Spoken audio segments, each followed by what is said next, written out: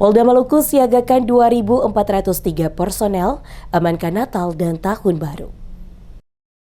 Dalam rangka pengamanan perayaan Natal 2025 dan Tahun Baru 2026, Kepolisian Daerah Maluku menyiagakan sebanyak 2.403 personel. Kesiapan tersebut disampaikan Kapolda Maluku Dandang Hartanto dalam rapat koordinasi lintas sektoral yang berlangsung di Aula Lantai 5 Polda Maluku pada Kamis 11 Desember 2025.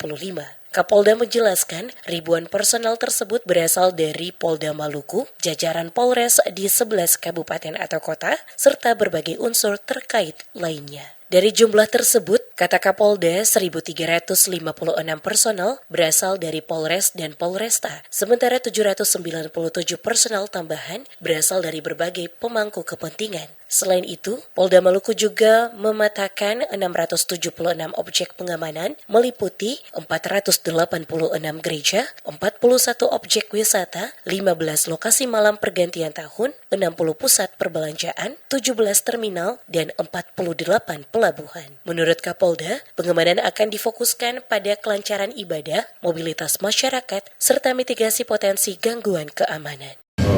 Dalam operasi kepolisian ini yang dibantu dengan stakeholder, TNI, pemerintah daerah, dan pemerintah kota termasuk instansi lainnya, yang menjadi target operasi kita tentu kita ingin mengharapkan kegiatan Natal dan Tahun Baru itu berjalan dengan aman, lancar, dan kondusif. Ini menjadi upaya kita tentu dalam upaya untuk mewujudkan keamanan, kelancaran, dan kondusivitas wilayah itu kita mendeteksi kerawanan-kerawanan. Beberapa kerawanan-kerawanan berdasarkan kejadian tahun lalu.